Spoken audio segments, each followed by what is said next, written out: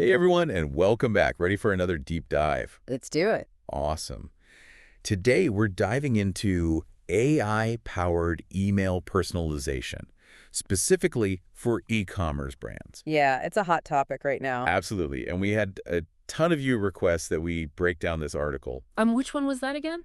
It's called AI-powered email personalization, how it can benefit e-commerce brands. Right. Yeah, that one. From the Adam 4 Ventures website. Gotcha. So we're going to be extracting like the key takeaways and making this super practical. Love it.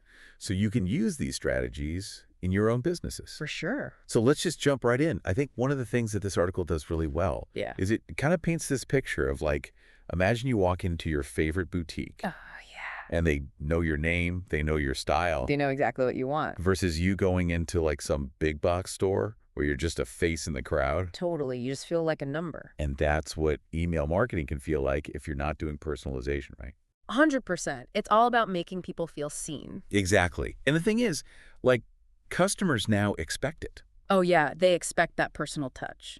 Yeah, they're not just hoping for it. They expect it. Right. And they're willing to give you information to get it. I think it was like a 2023 Statista report said 75% of consumers are cool with sharing data.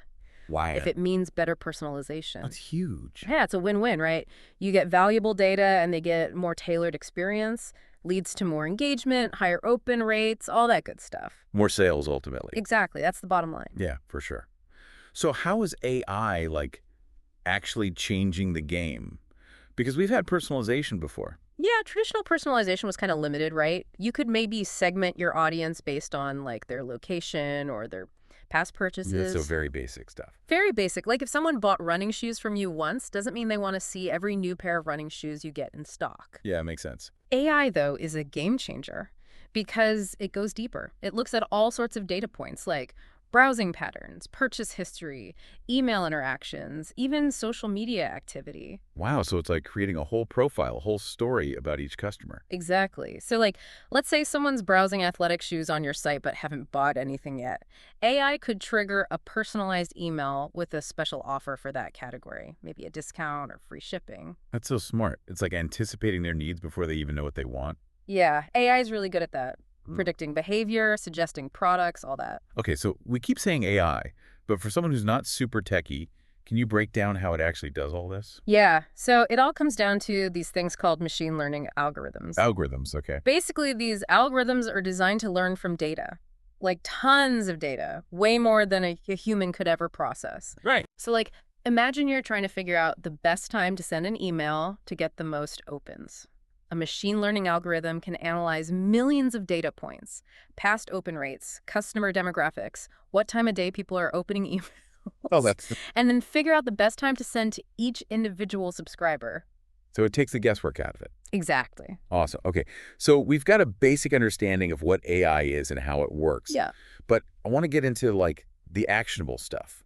How do we actually use this for our business? Like, the article has this really clear 3-step process. Yeah, it's a great roadmap. Yeah. And the first step is all about data collection.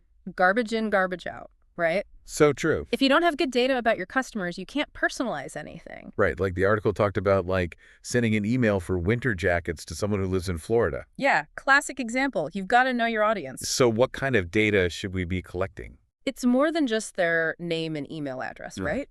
You want their demographics, sure, age, location, gender, but you also need to know how they're interacting with your brand. Like, what are they browsing on your site?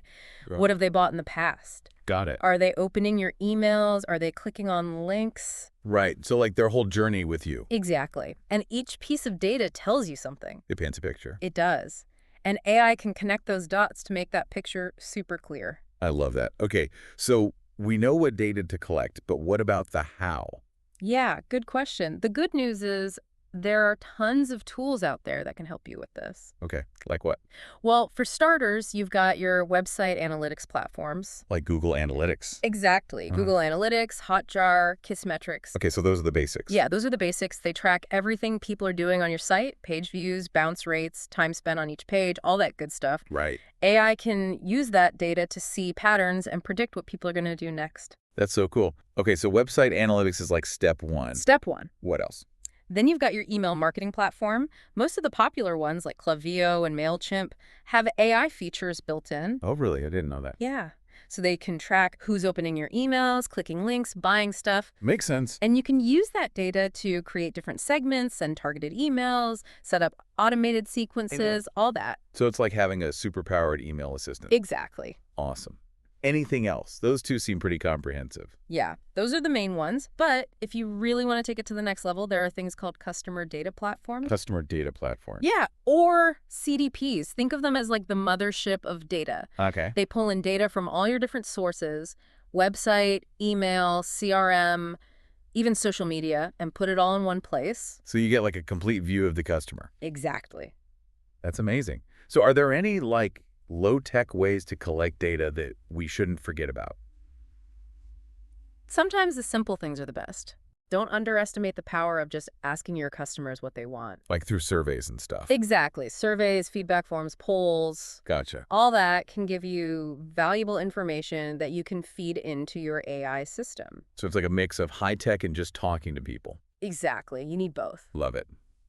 Okay, so we've got the data collection part down. Yeah. Step 1 complete. Step 1 done. What's next? Step 2 is all about picking the right AI tools. Okay, yeah, that's a big one. It can feel overwhelming because there's so much out there. There really is. But the article gives a good rundown of some popular options specifically for e-commerce. Okay, let's hear it. So one of the big names you'll see everywhere is Klaviyo. Yeah, I've definitely heard of that one. For good reason, it's really popular, and it's known for integrating well with platforms like Shopify. Makes sense. And they're all about using data to create those targeted email campaigns. Right, so they take all that data we talked about and They put it to work. Their AI can recommend products, predict what people are going to do, even personalize when each email gets sent, like down to the minute. that's crazy. So if you're running an online store, Klaviyo is probably a good one to check out. Definitely. What else is out there? So another popular platform is MailChimp. You've probably heard of them. Oh, yeah, for sure. They've been around forever, but they've really stepped up their AI game. Oh, really? Yeah, they've got all sorts of new features for segmentation, personalization, automation. Like they're not just for sending basic newsletters anymore. Not at all. They're using AI to predict stuff like when someone's most likely to buy something. Helps you time those emails perfectly. It's like they're reading our minds. Kind of. Okay, Klaviyo, MailChimp, those are good starting points. Anything else we should be looking at? So if you want to do more than just email, there's MRCs. Okay, what's different about them? They're all about omnichannel. So they personalize everything. Emails, website, mobile app, even social media. So it's like a complete 360-degree view of the customer. Exactly. It's pretty powerful stuff, especially for bigger businesses who are doing a lot across different channels. Makes sense.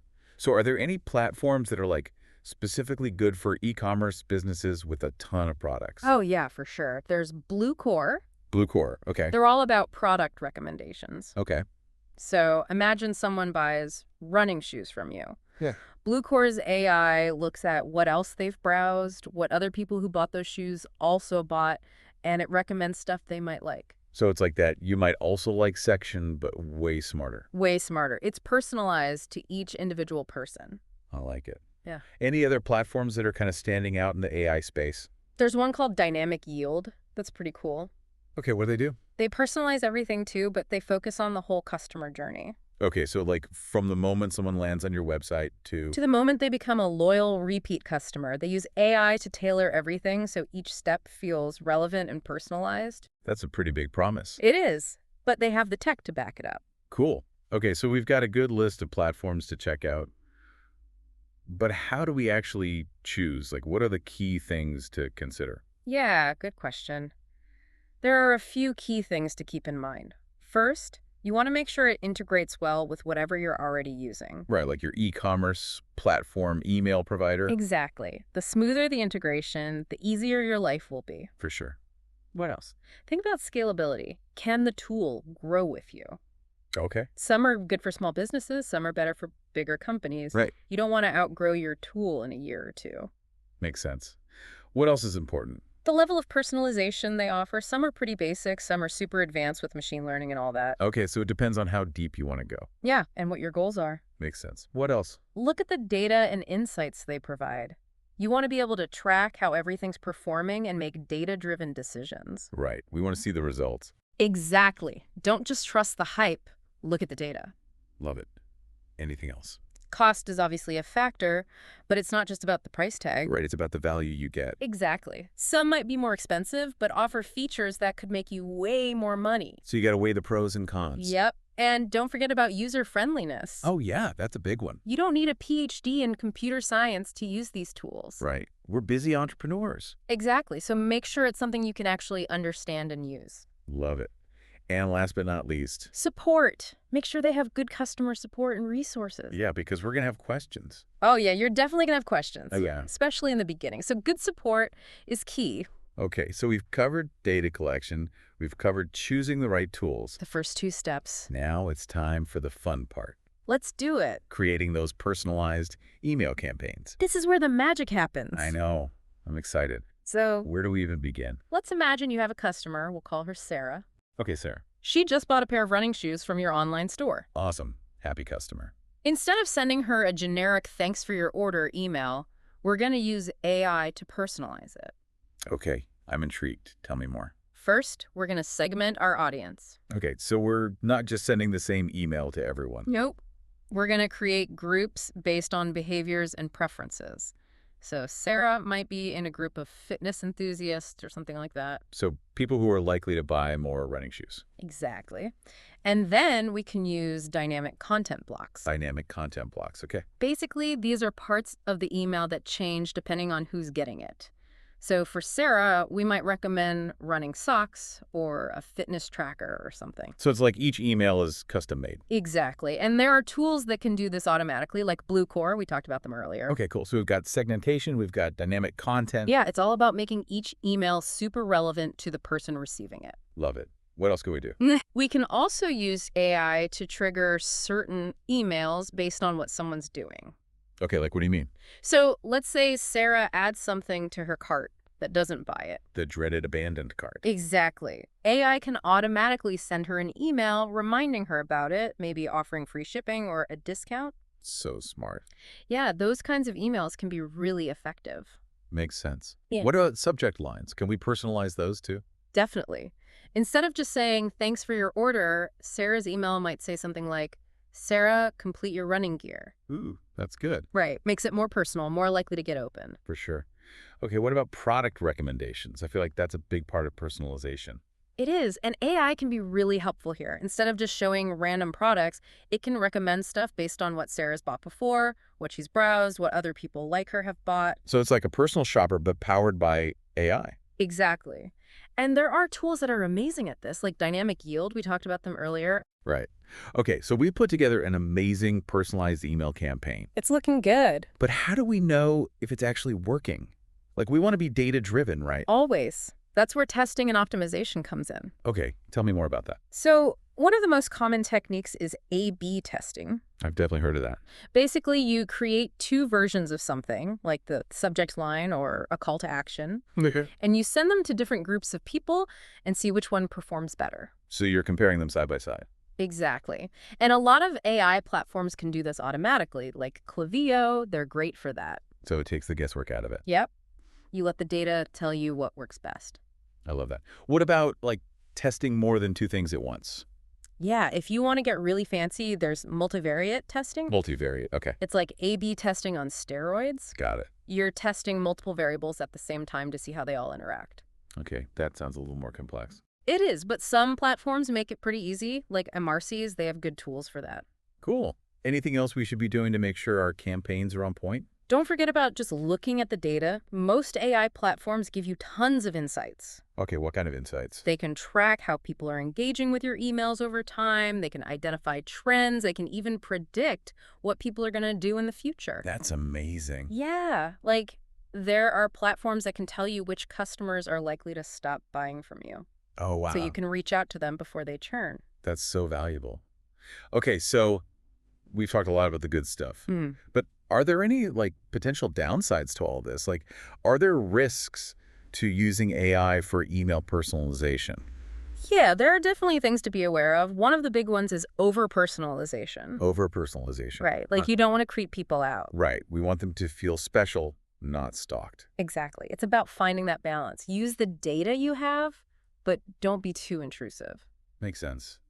What else should we be careful about? Data quality is huge. Like garbage in, garbage out, right? Like we talked about that. If your data is bad, your AI is going to make bad Hey, decisions. you got to keep it clean. Exactly. Make sure it's accurate, up to date, all that. Got it. Any other potential pitfalls? Make sure your messaging is consistent across all your channels. Oh, yeah, that's important. You don't want to be sending personalized emails that contradict what you're saying on your website or social media. Right, it's got to be a unified brand voice. Exactly. So make sure your AI strategy aligns with your overall marketing strategy. Love it. And what about the whole, like, human element? We don't want customers to feel like they're just talking to robots. That's such a good point. It's all about balance. Use AI to automate stuff, but don't forget the human touch. Okay, how do we do that? Make sure there are opportunities for human interaction. Like what? Live chat support, Hmm. personalized follow-up emails from a real person, even picking up the phone sometimes. Right, those personal touches can make a big difference. They can. It shows you care. Totally. Any other tips for keeping it human? Ask for feedback. Ask your customers how they're feeling about the whole AI thing. Okay, yeah. It shows you're listening and you're willing to adjust. Love it. Okay, so we've covered a lot of ground today, It's been a lot. from data collection to AI tools to creating those awesome personalized campaigns. And all the challenges along the way. Right, because it's not all sunshine and roses. It's not. Yeah. But when you do it right, AI can be incredibly powerful. I'm convinced. Now, we've talked a lot about how to personalize the customer journey, Yeah. but I'm curious, Yeah. what about the future? Ooh, big question. How do you think AI is going to shape the way we interact with brands in the years to come? Oh, man, that's a big one. I think we're just scratching the surface of what's possible. It feels that way, right? Totally. Like, imagine a world where, I don't know, your fridge orders groceries before you run out. Oh, wow. Or like you book a trip and it not only knows your usual preferences, but it Yeah. also factors in like your mood, your energy levels. That's wild. Yeah. Like it knows you better than you know yourself. Right. But that's where things get kind of tricky. Like how much control are we comfortable giving up? Yeah, that's a good point. Like at what point does it become less about convenience and more about, I don't know, being controlled by algorithms? Exactly. Like where's the line between AI being helpful and AI being like Big Brother-ish? Right. It makes you think. Yeah. And it's not just about us as individuals, right? Yeah. AI could completely reshape entire industries. Oh, absolutely. Like healthcare. Yeah. Imagine diagnoses that are faster, more accurate. Wow. Education that's completely personalized to each student. That would be amazing. Smart cities that optimize traffic flow and resource allocation. The potential is huge. It's mind-blowing. But, you know, with all this potential, there are bound to be some downsides Yeah. too, right? Like, are there risks we should be thinking about? For sure. One of the big ones is job displacement. As AI gets better at doing things that humans do now, Yeah. it's going to have a huge impact on the workforce. We have to be prepared for that. Like, what can we do to make sure everyone benefits from these advances, not just a select few? I think education is key.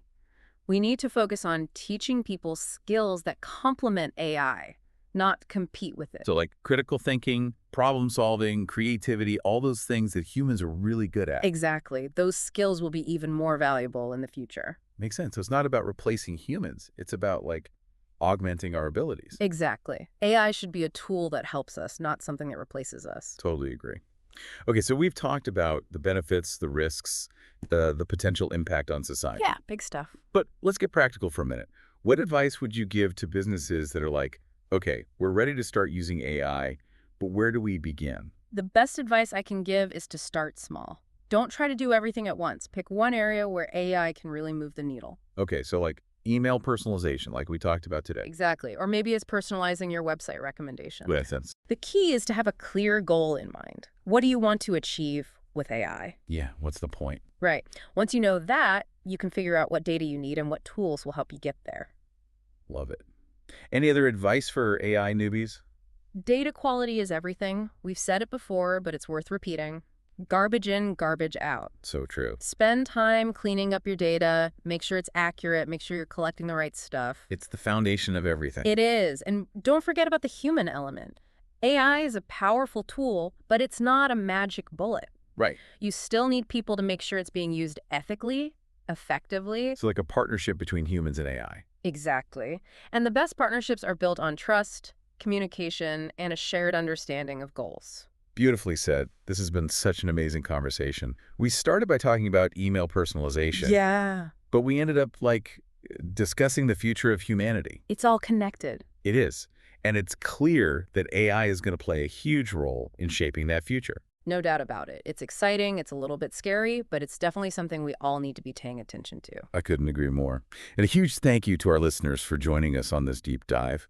We hope you found it insightful, thought-provoking, maybe even a little bit mind-blowing. If you have any questions or thoughts, we'd love to hear them. Find us on social media, drop us an email, you know where to find us. And be sure to subscribe to The Deep Dive for more explorations into the world of technology and innovation. Until next time, keep learning, keep questioning, and keep exploring.